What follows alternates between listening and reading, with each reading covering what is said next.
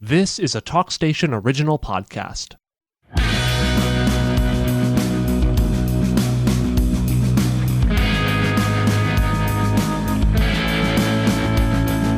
Hello and welcome to the Paper Boys podcast. I'm JJ Smith. And I'm Zack Nally. We're reporters with the Cardiff County News-Times. We are joined via telephone by Mr. Chris Hughes of Carolina Preps. Thanks for being with us, Chris. Guys, I appreciate it, and my pleasure to be on and talk some sports with you guys tonight. Chris is an old pal of the News-Times. Back in the day, he used to be on our News-Times Pick'em panel, and I think he beat me and Zack most weeks. But honestly, that doesn't take a whole lot. That's not hard to do. So, yeah, we're not going to give you a big compliment on that, Chris. Chris, tell us a little bit about yourself before we get into Carolina Preps. Born and raised, and how'd you get to where you are now in life? Well, I am from Kannapolis, North Carolina, which is just a little bit outside the Charlotte area, and kind of straddling the border of Cabarrus and Rowan counties, and grew up there, predominantly through the late 70s, 80s, all through the 90s. And just grew up a big high school sports fan. I played all the sports when I was growing up, but wasn't really that good. But, I was one of those guys, somebody's got to hold the uniform up on the sideline, things like that. So, that kind of got me becoming a big sports fan. And, through the course of time, I had spent some time serving our country in the military, and then found my way back into the sports scene, and have really been covering high school sports now in the state since the early 2000s. And, it's just in my opinion, being around the sports scene, especially the local prep scene, is one of the greatest pleasures in my life, just being able to not only see a lot of young people compete, but also just feel like I'm giving back to my state and just covering the kids and the teams and the coaches across all the communities. You go to Kannapolis High School? I did not, actually. Kannapolis has really three high schools in the vicinity. You've got A.L. Brown High School, which is the main school in the middle of town, but you also have Northwest Cabarrus, which is on the Cabarrus County side, and South Rowan, which is on the Rowan side, and that's where I grew up. So I ended up graduating from South Rowan. Okay. And you're from the neck of the woods that has, that's probably one of the top 5 high school rivalries in the state, right? If not number 1, Brown versus Kannapolis. Yeah, Brown versus Concord. Oh, Concord, I'm sorry. Concord, yeah, They've been playing. There is records of them playing as early as 1917, but they've been playing consecutively since 1931, wow, which makes them the longest consecutively played, never missed a year rivalry in the state. How about that? We thought we were doing pretty good here in Carter County with East Carter and West Carter. I think they've been going at it since about 66, but man, the 30s and even 17 non-consecutive, that's wild stuff. Yeah. So Carolina Preps, pretty cool. I don't know if we call it the Bible of high school football in North Carolina, but if it's not, you and NC Preps might be battling for that moniker. Tell us about Carolina Preps and how that came to be and what all is entailed in there. Sure. And since you mentioned NC Preps, obviously I have done a lot of collaboration with Miss Dana King and really Arnold Solomon before then. They are definitely standard bearers, in my opinion, of covering prep sports and predominantly football, but also basketball and other state sports in the state. But just to kind of set the story and kind of give some context to it, Arnold Solomon, who founded NC Preps, which was in its predecessor days called the North Carolina Prep Football News, he is also from Kannapolis, on the Rowan County side of things. So it's kind of crazy that you got two guys like myself and Arnold who came from the same town that has made such a name for themselves in covering high school sports. And I think you guys being, journalists and predominantly, newspaper guys, I think we both got our, just our start from reading a lot of the same guys that had been covering sports in the area dating back to really the 1920s and 30s. A guy named Frankie Patterson, who was just a local sports writer who just done a phenomenal job and, kind of wrote the Bible, I felt like, of how local teams should be covered. And then, at the Salisbury Post, guys like Mike London, who's been well regarded as a prep journalist. So I think guys like that is what really got me interested in covering sports. And, before I started covering high school sports, I actually coached it in high school, some at South Rowan, and a couple years down in Fayetteville at Douglas Byrd High School. So that was where my start began, and then I became a stay-at-home father and just needed a way to stay kind of in tune to the sport. So I created Carolina Preps, and part of it started as a little bit of a college project and building the team pages that you may have seen, that now, that has all of the records and stuff dating back to way back when. But that's really when it started in the early 2000s. It's just a way for me to stay connected and kind of stay in tune to the sport, even though I wasn't coaching. You've got basically every high school in the state and their histories. Man, what kind of legwork went into putting all this together? Well, it's just to kind of give you the backstory. It's been going on since about 2001, 2002 is when I started it. And there's a lot of people that have helped along the way. And, most notably a good friend of mine named Jim West. He has spent hours and hours researching film. Like in the old days, what we did is we went up to the library at UNC at Chapel Hill, and we just started going through the microfilm of all the games, and we kind of figured out exactly where to go, where to find it in the paper, how to print it, and just printed page after page after page of microfilm, looking up scores. And kind of arbitrarily, we started initially with 1962 because that was the year that most of the consolidations began in North Carolina, with a lot of the smaller community schools kind of consolidating into the ones we kind of know today, similar to the East and West Carterets and things like that. So it just started with that, and then it kind of grew, and then, kind of went back and started studying the schools that no longer were open, and then started studying, the pre-integration African-American schools. And eventually it kind of passed over into South Carolina, and even today I'm still trying to close the book on researching all of South Carolina schools. And I would say now, don't have them all up on the site, but I would say right now I have found all the scores dating back through 1950, some into the 40s and 30s for Sunday school. But the thing is it just takes years and maybe months and months and months not to put them into the site the right way. So even though I found them, it's going to take a while before it gets out there for public consumption, unfortunately. But it's just a labor of love and something I kind of do. I think it's my therapy. It's just something that kind of gives me something to do in the evenings to kind of calm my nerves after a long day. Well, yeah, people that do things like this, I feel like they do it because it's a major passion. It's something that's deeply personal to them. Could you imagine way back when you started that your level of research would reach where it is today?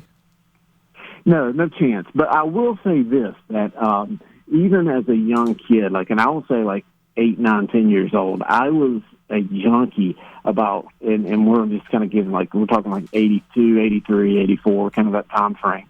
I would get in the paper and I would always cut out or keep the sports section for the high school scores. And even as an early age, I had a pretty good little collection of sports pages with scores. And I would always, of the 2 teams that I followed, I kept a little composition book and would keep some of those scores. So apparently this is something that was innate in me way back when. I have a grandfather who, I didn't really spend much time growing up with because he passed when I was such a young age. But, I've since been told that, he grew up in the Wilmington area. He just could not go to enough games and would go see guys like Roman Gabriel and Sonny Jurgensen and things like that in Wilmington. So apparently this is something that I quite possibly could have been born. It just runs in the family.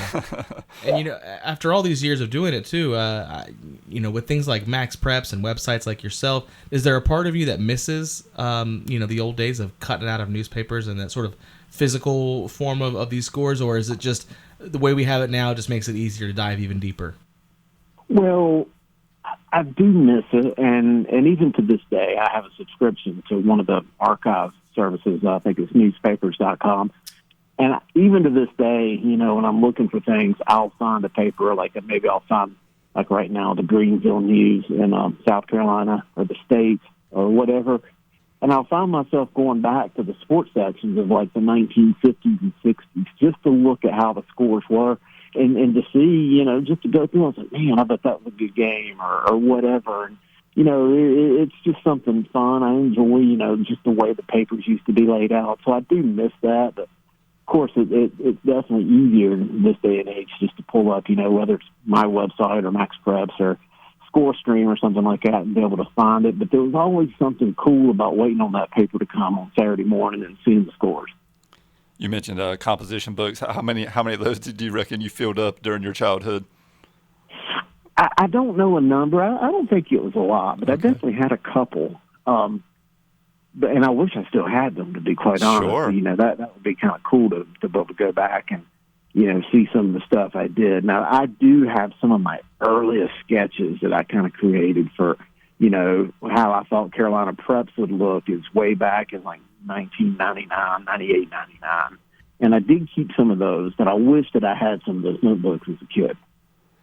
If you're not familiar with Carolina Preps, get there ASAP. It's got team pages. It's got, again, just about every school in the state. You can we can click on East Carteret, and they've got the photo of the stadium. Got a photo of B.J. Frazier. It's got the coaching staff. It's got the records of the coaches that have been there. It's got you can go to all-time records. You can do that for West and Croatan. Of course, you can do it for just about every team in the state. It's got coaches pages where it's got the all-time coaching leaders, both active and all-time. Active, we see our own Carteret County Beaufort native and East Carteret alum Richard Bailey there, number 2 on the active coaches all-time win list. Jeff Craddock of Tarboro right behind him. It's you name it, it's got it. But a couple years ago, if I'm right, Chris, tragedy hit the Carolina Preps. You lost a lot of this stuff, didn't you? I really lost almost all of it. Oh, wow. In fact, I didn't touch the team pages for probably about a year and a half because I had lost most of it through some server error and, part of it human error, part of it some issues with the server company, It could have been avoided, and it was a tough lesson learned, and, it demoralized me so much to where I just pretty much let the site kind of sit there and almost didn't touch it for about a year and a half. And finally, I was like, I had a little bit of time. I was like, well, I want to put in the local schools, like started at Kannapolis. And I'm like, well, I'll put a couple more in. And the next thing you know, like 6 months later, I had everything back up, almost to where it was, at least North Carolina base. And I would say it took me a good year and a half to get North Carolina back to where it was. Just kind of, and a lot of that took place, a little bit after the COVID time frame. I would say I got North Carolina back up and running and complete about 2 years ago. And then I've pretty much been using this last year to kind of go through South Carolina. I've got them about 80 to 90% complete in the state or in that state. And my biggest things that I'm working on today is just trying to plug the holes with coaches in North Carolina, just trying to fill the gaps, if I have a season without a coach so we can kind of tabulate those records like you just spoke about. Wow, congratulations and kudos to you, sir, for the intestinal fortitude to be able to bounce back from that. I'm sure that was a blow that put you on your back. Well, and if it ever happens again, I'm just going to retire. I have got some safeguards in place. I have learned how to back up data, which I should have done in the first place. So, we won't make that mistake again. Well, that makes me feel so much better about our situation when Zack started a TikTok for the News Times about a year ago or maybe more, and we had a nice little collection of, I don't know, might have been 50 videos that we had put up. Some of them had really going kind of viral and got some good numbers, and we started to get a little following. And one day we went to go check out our TikTok page, and every video was gone. And we were just like, me and Zack have had the same response as you, as we just don't want to do anything with it. Yeah, I don't have Chris's fortitude. Let's just end it. Let's walk away from it. So again, that kudos to you, Chris, for being willing to get back on that horse. Tell us about the stadium project. Oh wow, that's a completely different animal right there.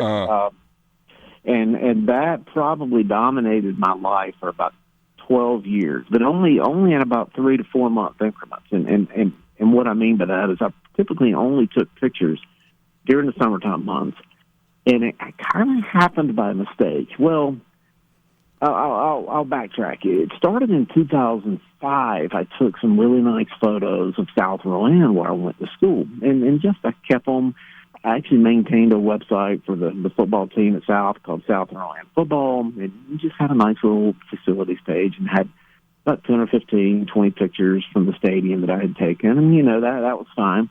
Well, fast forward to, I want to say it was June of 2006. And we were living in the Cary, kind of Morrisville area. They're close to the airport in Raleigh. And we were going on a little weekend vacation to New Bern. And we were driving through, my wife had lived had went to college at ECU, so we had visited campus, where she went to school, and was driving from there, from kind of the Greenville area down to New Bern on some of the back roads, and I came across a sign that said D.H. Conley High School. And I was like, you know what? I've never seen that stadium. I'm going to stop. And happened to have a little tiny digital camera with me, and the gate was open. I was like, well, you know what? I'm just going to go in there and take a few pictures. And I did. I took some pictures there. And then coming back the next day, I think I stopped at West Craven and tried to get some pictures at New Bern, but, the gate was closed. And, I was like, this is pretty cool. And I think I'm maybe a little bit later that year, maybe around October, I took a few in Winston-Salem when I was visiting some in-laws. And I was like, hey, I really like this. And then started the next year, I got myself a little bit better camera, and I probably took about, I'd say 15 or 20 stadium photos in and around the 2007 time frame. And I think that totally got me hooked. I found a way to incorporate them into the team pages. And I would say from about 2008 through about 2000 and maybe 11 or 12, by that and about that 3 to 4 year time frame, I think I went to every single stadium in the state. Typically, a lot of them started on weekends, and some of them got to be during the week.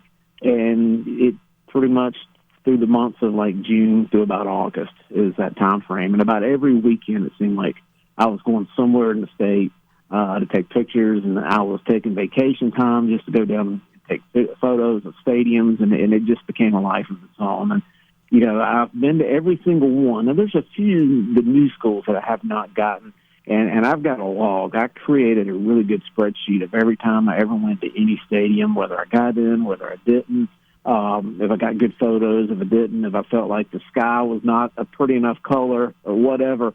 And there's a lot of stadiums now I've gone back to 2 and 3 times, that made any additions or repainted or just done something different, maybe a turf field. But for a while, I'd say for about 10 years, that thing really dominated me, and it gave me a lot of joy. I mean, just like the team pages, I enjoy doing that. I mean, I got such a great response from people all over the state. They just loved it. And, I keep track of my stats on the site, and you can just see that it really moved the needle, that people liked it. And, I had a few newspapers. I remember Brian Hanks in Kinston and a few other pages.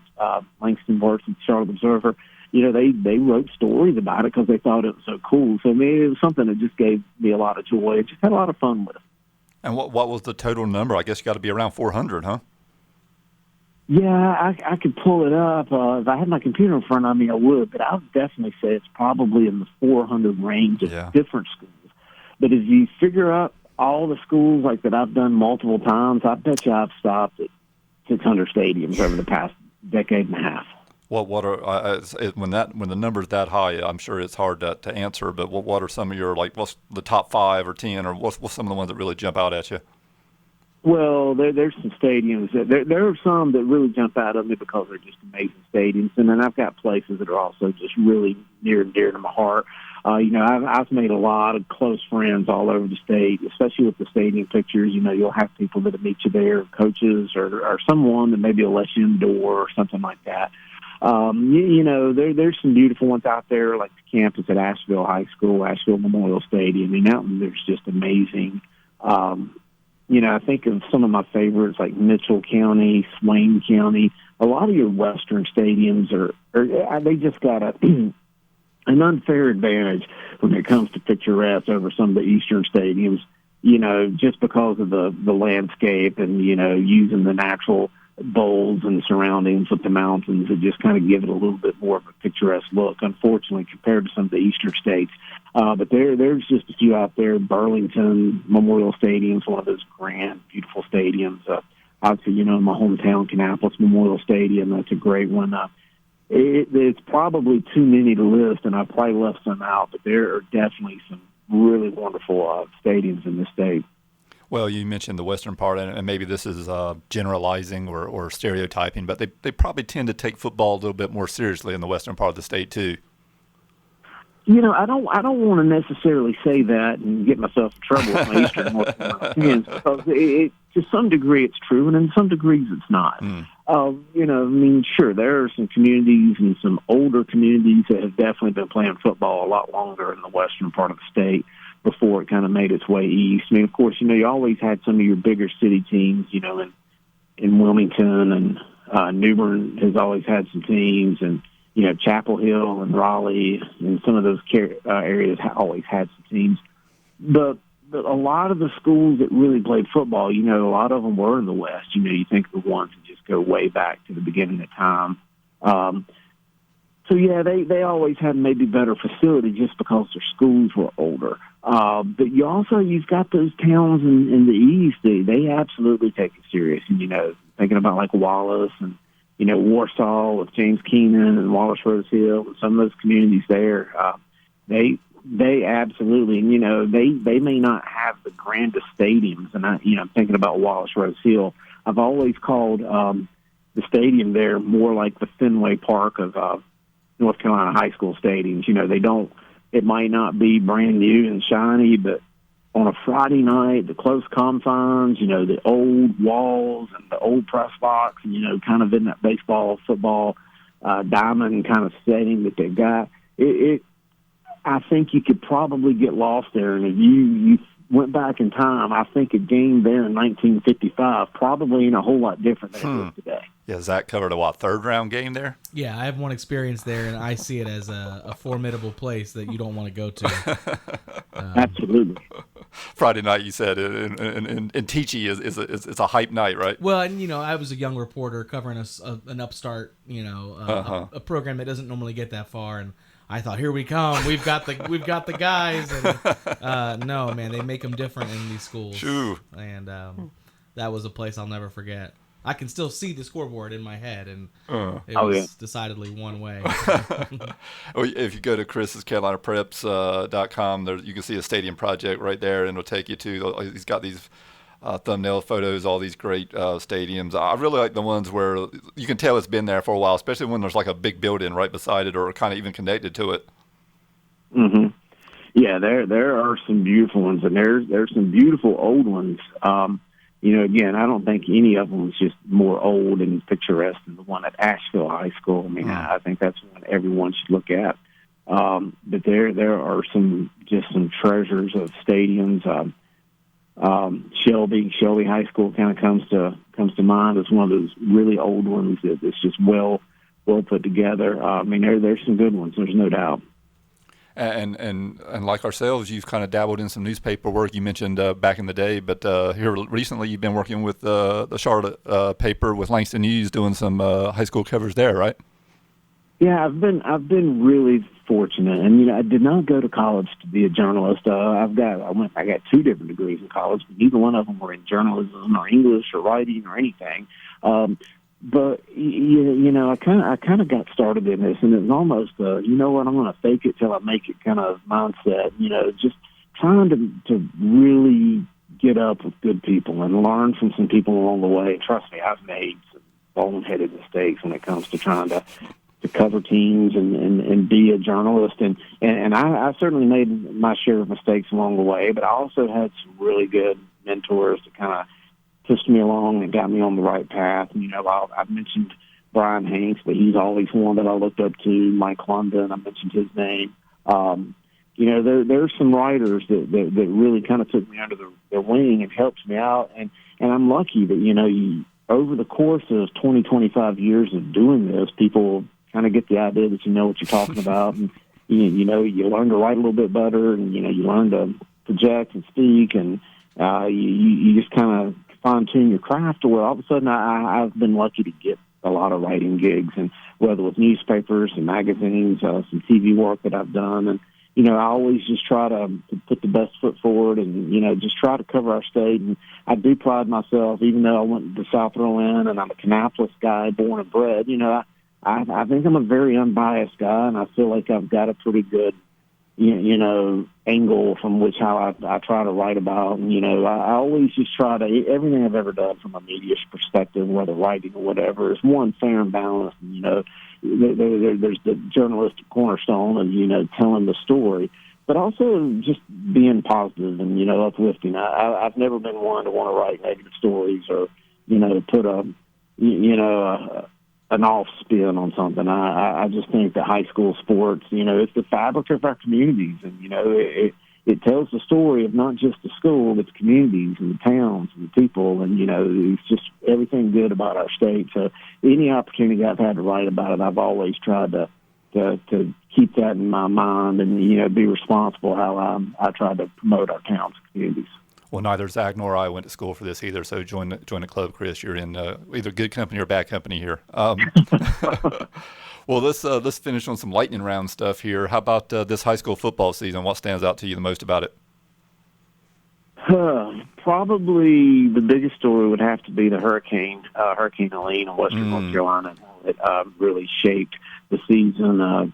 You had some schools out west that really struggled to even come back. There was a couple that I thought there was no way that they'd even finish the season, and remarkably, some of the schools, it took them almost a month off in some case, and a couple schools even more. But the communities found a way, and the school systems, and some of them had the costs were tremendous just to get some conditioning, some equipment reconditioned and cleaned, and find a way to get some new uniforms that were ruined, So just the resilience of some of our areas with the hurricane, I think that's one of the biggest stories. And, second story is just, I hate to say this, and I tell you that I try to keep things on the positive, but, some of these schools that are still playing, I'm starting to see some of the trickle down from the transfer portal, and now you've got legalized NIL with some of the, with programs now, and I'm starting to see a little bit of a trend of that, which I really don't like, and I'm hoping that this is just a temporary thing, but I have a feeling that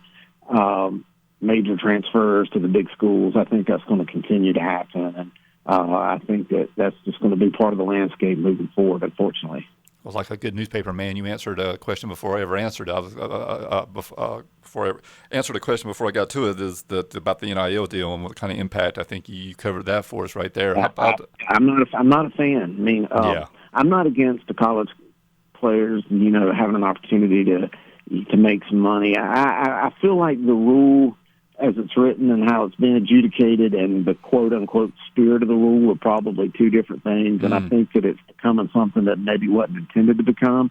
But I also think that, this is one of those things. You can't put the toothpaste back in the tube. Once the cat's out of the bag, it's out, and I have a hard time believing that we'll ever go back to a model that we all grew up seeing. Yeah.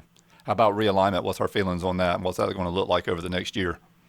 Yeah, I think I've heard that tomorrow is going to be the first official draft being released by the NCHSAA. So I'm anxious, as probably you guys are, to see it. I'm okay with 8 classes, and in a lot of ways, it's going back to the same 4A subdivided classes. So you had 8 champions. I don't necessarily think 8 was the way to go for realignment purposes, just because I think it was a harder mix. I still think 8's a little bit too many champions given the number of schools in the state. I really thought 6 would have been a more perfect number. But nonetheless, it is what it is. I'm anxious to see. I don't think that there's a way, given the current landscape, and even with 8 classes, that we can have, realignment without a bunch of split conferences and or some really small conferences with a lot of travel. I mean, I think it's going to kind of be, status quo. I think you're going to see a lot of the same conferences, and I'm not so sure we won't see some conferences that possibly could have 3 different classifications represented. I don't know. I mean, I'm just kind of reaching right here, but that's just something that I've kind of seen and playing with the numbers. I definitely think it's going to be a big number. The other side of the story that's not really a very told story, it's just this timeline in itself. Our leaders and the NCHSAA and trust me, I'm the most positive when it comes to promoting the work they've done. Q Tucker and all the guys up there, they do great work, but I also think that they've dropped the ball in the sense that, they're just now getting the drafts of the realignment out, and all of a sudden these ADs and coaches, they've got to find a way to put together schedules and non-conference games for this upcoming football season, and I think they're about a year behind the 8 ball when it comes to timing. So that's going to be a story in itself, and is how are these programs going to put together schedules for next year in a timely manner. Good stuff, Chris. You can find Chris on the platform formerly known as Twitter at Guru Chris Hughes. You can find him with Langston Works on the Charlotte Observer. They talking preps. And, of course, as always, find him at Carolina Preps. If you love high school football, man, just check that out for all the history and the stadium project. And, Chris, thank you for all you've done for high school football in our state, and we really appreciate you spending some time with us today. Well, guys, I appreciate you guys having me on. I hope I didn't ramble too much, but as you can probably tell, I get pretty passionate talking about my high school football and just our state in general. I love North Carolina. I love people from east to west and, from the mountains to the coast. And anytime I get an opportunity to get on and talk some football and communities with friends, I jump at it. So I just thank y'all for having me. And anytime y'all want me back, I'm more than happy to contribute. Awesome. Thank you, man.